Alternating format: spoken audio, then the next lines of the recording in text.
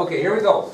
Now I want to do this little semblance of order. I'm going to ask somebody a question. I don't want everybody else to answer it. I appreciate the engagement, but we got to go from there. Okay, Will, can you tell me this? Who was the private in the British Army that was sent out by General Thomas Gage as a spy to verify rumors of colonial stockpiling of weapons and ammunition? Who was that private that was a spy? John Howe. John? Howe. Howe. Very good. So I don't know how you want to do this. If you want to find it in your notes and highlight it, if you want to use your ID sheet and circle it, it's totally up to you. Okay? Milo, what did the colonists refer to themselves as? What did the colonists in this struggle for independence call themselves? What did the colonists call themselves? Patriots. Very good. Soraya, what did the British government call them? Rebels. Rebels. Very good. Okay, very good.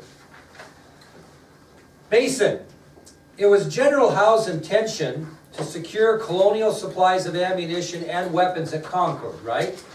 But he also had plans to capture and arrest two prominent colonial leaders. Give me one. Samuel Adams. Very good. Give me another one there, Madison. John Hancock. John Hancock. Very good. Those were the two colonial leaders that Gage had plans on capturing and arresting during the conflict at Concord. Okay? All right, Gracie. When the British marched through Concord, they came across a house of a retired 78-year-old soldier. What was his name? Samuel Whitmore. Samuel Whitmore. And Blaine, what was the name of the town that he lived in? Metatomi. Very good. Okay? So as the British marched towards Concord, they came through the town of Metatomi, right past the house of retired soldier, 78-year-old Samuel Whitmore. Right? Now I screwed it up. I want to make this clear. This is how you spell Whitmore. Oh, Okay? E instead of an I. I even screwed that up. But I don't want you to screw it up for tomorrow. Now I've heard it pronounced Whittemore and Whitmore, but that's how you spell it. Okay? All right, moving on. Buck, my man. When word came out that the Redcoats were marching on Lexington and Concord, who sent out Paul Revere to warn the colonists that the regulars were coming? Who sent him out? Warren. Dr. Joseph Warren. And he sent Revere and who else, Keller? Dawes. Okay, what was his name? William Dawes. Okay, very good. So Warren sent him, and it was Paul Revere and William Dawes. Okay, Carly. These two guys made it to Lexington just fine and spread the word and were on their way to Concord when they ran into a guy that was just leaving his fiancee's house in Lexington. Who was that guy? Samuel Prescott. Okay, and during their ride to Concord, which one of those three was captured by the British, Shania? Okay, and which one was thrown from his horse, Kylie? Dawes. Okay, and so who ended up giving the people of Concord the word then, Chantel? Prescott. Prescott, very good. Very good. Okay, Courtney. At the standoff between British forces and the Massachusetts militia, who ordered the Minutemen to hold their fire? John Parker. What were the Minutemen? They were the militia. Okay, very good. I'll read that again as that was a little bit, we're going to get to something here. So at the standoff between British forces and the Massachusetts militia at Concord, who ordered the Minutemen to hold their fire? John Parker. Okay, Nick, when a shot was then fired by someone on either side, yet to be determined, what was the name of the British major that responded with a barrage of redcoat bullets at the militia? John Pitcairn. That's a little tough, tricky, so you got to figure out that one. John Pitcairn. Hey, Meg. In the Second Continental Congress, who represented the radicals? And he said, give me liberty or give me death. He really called for independence. Who was that guy? Who was the radical? I know you do, because you're a good note taker. I've got full confidence in you. Callan, maybe not. Oh. Patrick Henry. Patrick Henry. On the other hand, Talon, prove me wrong, prove me as being a sarcastic jerk. Who was the conservative member of the Second Continental Congress that spoke a little less about independence? John Dickinson. Very good. Where was he from? Okay, and where was Henry from? Virginia. Very good. Okay, Nyabeth. What was the area that Dr. Joseph Warren ordered 1,000 men to dig fortifications to prepare for the British assault on Charleston, Massachusetts? What was the area he sent him up to dig those fortifications called? Bunker Hill. Is that right? Yeah. That's where he sent him. Oh, you're right. He sent him to Bunker Hill. I was like, That's right. Sorry. Yeah. Where did he go, Nyabeth? Where did they go? Breeds Hill. Breeds Hill. Make sure you know those. I confused myself. So, again, Bunker Hill was the area that Dr. Joseph Warren ordered 1,000 men to dig fortifications to prepare for the British assault on Charleston. Where then did they actually go build that at? Breeds Hill. Very good. Okay, Sierra. Who was the former New England slave who fought bravely at the Battle of Bunker or Breeds Hill in June of 75? What's that? That's right. Yeah. Now, I want to make sure we're not confused here. It's the Battle of Bunker, parentheses, Breeds Hill. I was going to say, why do they call it Bunker Hill for dinner? Because they fought on both hills. Oh, See, and where was Warren killed? Bunker Hill. Okay? So that's why it's confusing. And there's a lot of confusion in history on who was where. Okay? Because it was supposed to happen at Bunker Hill, but because they built the fortifications on Breeds Hill, yeah, and they fought them on both, yep. Okay, let's see. Bailey, who was quoted at Bunker Hill saying, "I hope I shall die up to my knees in blood"? Joseph Warren. Joseph Warren, very good. You guys are all over it here. Cody, what was the Battle of Moores Creek Bridge also referred to as in American history? Also referred to as what? Battle of Moores Creek, the Lexington and Concord of the South. That's in quotes, so we got to make sure we get that right. So the quote, Lexington and Concord of the South. Okay, Soraya. Yeah. Thomas Paine was a former British writer that came to America in 1774, and he authored a radical pamphlet which was entitled what? Common Sense. Common Sense. Very good. Madison, who was on June 7th, 1776, what man for Virginia introduced a resolution in the Second Continental Congress that declared that, quote, "these united colonies are and of right ought to be free and independent states"? Who did that? Richard Henry Lee. Richard Henry Lee. On June 7th, 1776, Richard Henry Lee of Virginia introduced a resolution in the Second Continental Congress declaring that, quote, "these united colonies are and of right ought to be free and independent states." Very good. Okay, Nick, give me one person that wrote that was signed to the committee to write the Declaration of Independence. Thomas Jefferson. Okay, give me another one, Will. Robert R. Livingston. Okay, another one, Chantel.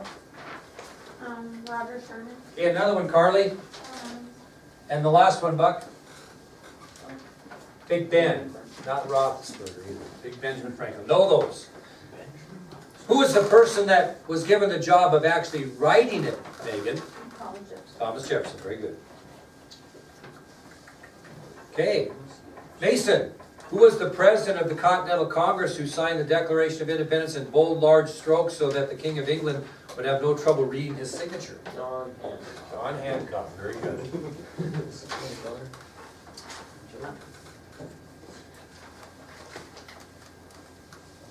Courtney, what were American patriots also referred to as? By the British or No, just in general. Yankees?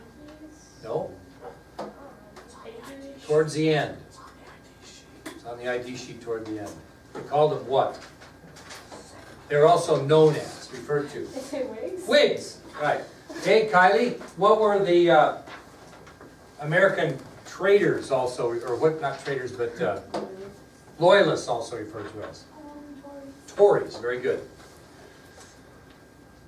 Okay, give me one thing, yes, Shania? I just kind of not really, but Sir William Howe and John Howe, Sir William Howe and who?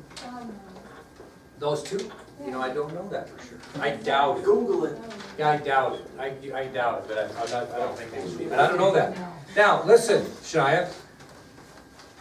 In that writing of common sense, tell me one thing that would be an advantage for America if they declared their independence, according to Thomas Paine. Give me one advantage the colonists would have by declaring their independence. According to that, I'll guarantee you that common sense thing will be on your AP exam. I bet anything.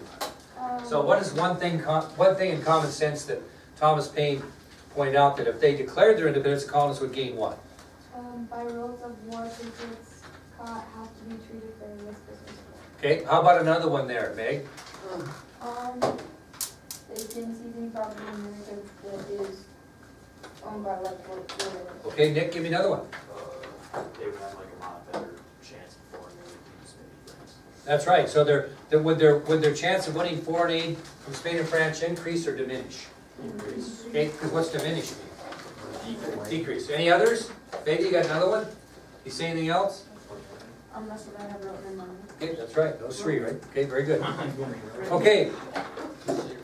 Give me one reason then, Bailey, why most colonists were cautious about a war with the mother country. They were nervous about like losing all, or they were worried about if they lost, what would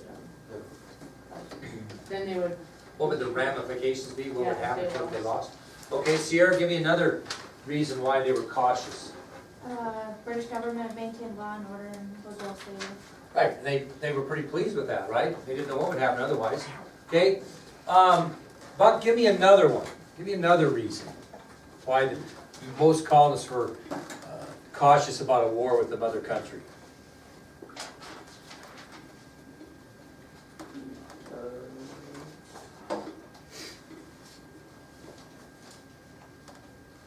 We could possibly have a better chance of getting aid from Spain and France. We were a little concerned what would happen if we got beat, what the ramifications would be.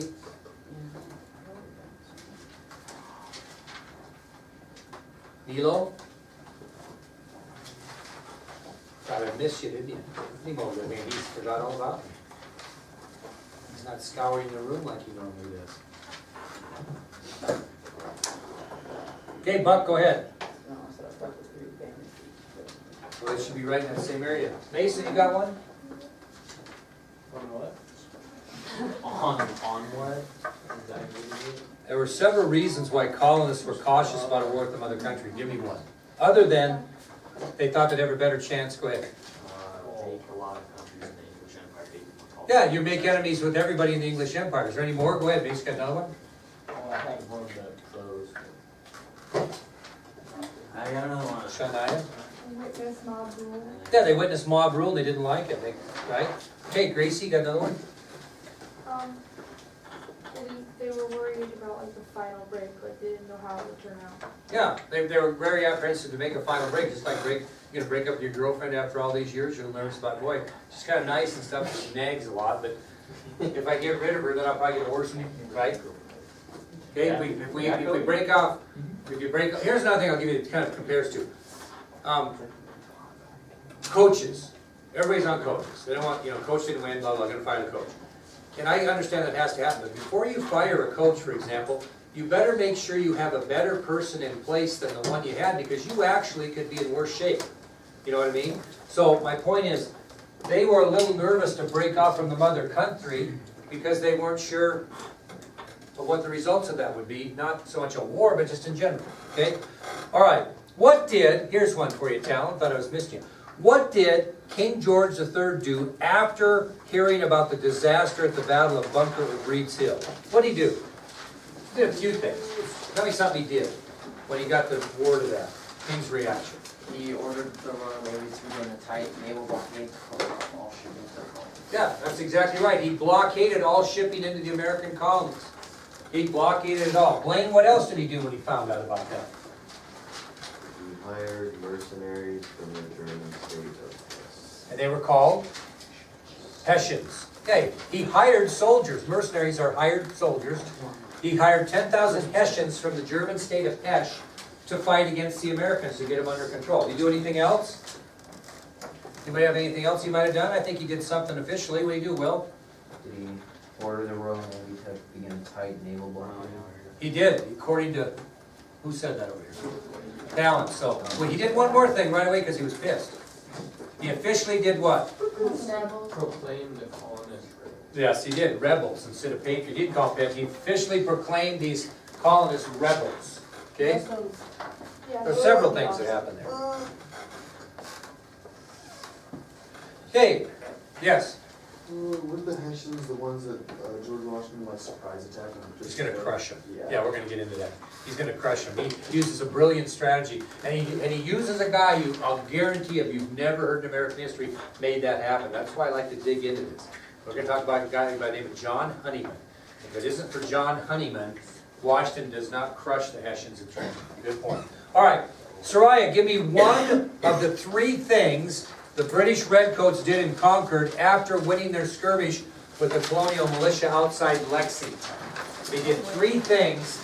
The British did three things in Concord after they won their skirmish with the colonial militia outside Lexington. They cut down a Liberty pole. They cut down the Liberty Pole. What's another thing they did, Chantel? Fire to the courthouse. Set fire to the courthouse. And Courtney, what's the last thing they did? Can't find it. Can't find it. How about you, Carly? Destroyed several gun carriages. What's that? Destroyed several gun. Very good. Destroyed several gun carriages. Those are places that hold weaponry. Now, do you guys understand this? I want to make sure you do. Do you understand that the British had their problems in Concord, not in Concord? They had their problems in Concord, retreating from Concord back to Boston. Because remember, 1,600 people were hiding, or colonists, patriots were hiding behind rocks, behind trees, and were ambushing them as they made their descent. They got into a little skirmish right around Concord after they did these three things, but their troubles were when they headed back to Boston. They were ambushed the whole way back. Okay. Okay, here's another one. What were the British casualties after their march from Concord back to Boston? Cody, give me one example of British casualties during that conflict. 73 soldiers were killed. 73 soldiers were killed. Very good. Kylie, give me another example of British casualties. 174 more soldiers were wounded. 174 were wounded. And Keller, what was the last one?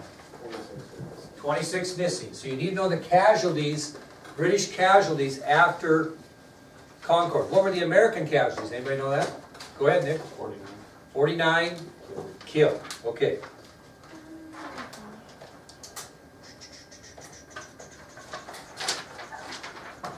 Okay, this is for you, Megan. Come on. Name in order the three actions taken by Samuel Whitmore when the British Redcoats retreated back across his land after the Battle of Concord. Three actions he took in order. Alright, so he waits for them to get really close and he fires and kills one of them with his musket. Very good. And then he takes his dueling pistol and kills two more. Takes out his dueling pistols and kills two more, and then? And then he takes his French saber and charges at him. Very good. And so, Shania, explain the treatment that Whittemore received from the British soldiers as a result of his three actions.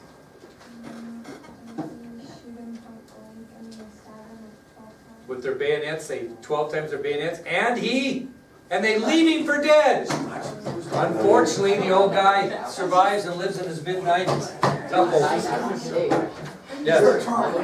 He was 98 years old when he died. Is that what it was? 98. Really? I'll guarantee you, Buck looked him up. I'll guarantee you there's not a senior in this school that learned about Samuel Whittemore last year, I'll bet you. These are the guys I want you. And wait till you hear about John Honeyman. He's even getting before me. All right. Let's continue on here a little bit.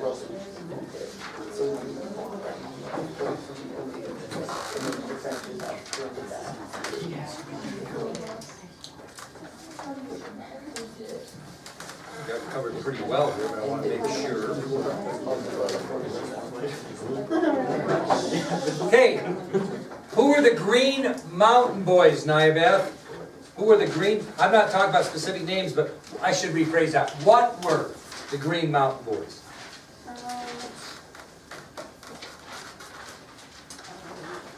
What were the Green Mountain Boys?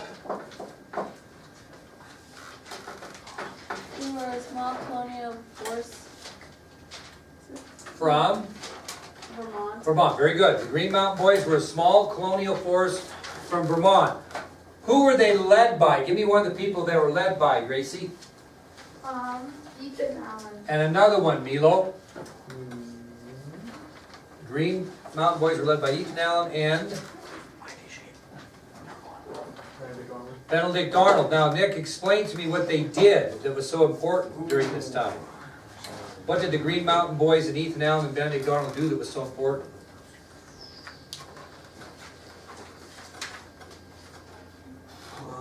They took the fort, Ticonderoga, and Crown Point. Okay, and what was the great thing about that, Sierra?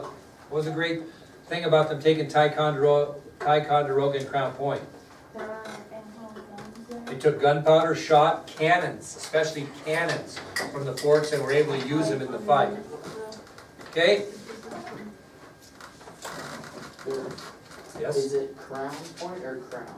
Crown Point, like the crown of your head. Okay, when, Chantel, one, Crown Point's 2 words. Chantel, tell me the timeline. When did George Washington become Commander-in-Chief of America's new Continental Army? After what event? After what event? 2 days after what event did he become Commander-in-Chief of the new Continental Army? The Battle of Bunker. Battle of Bunker, and if we do that, say Bunker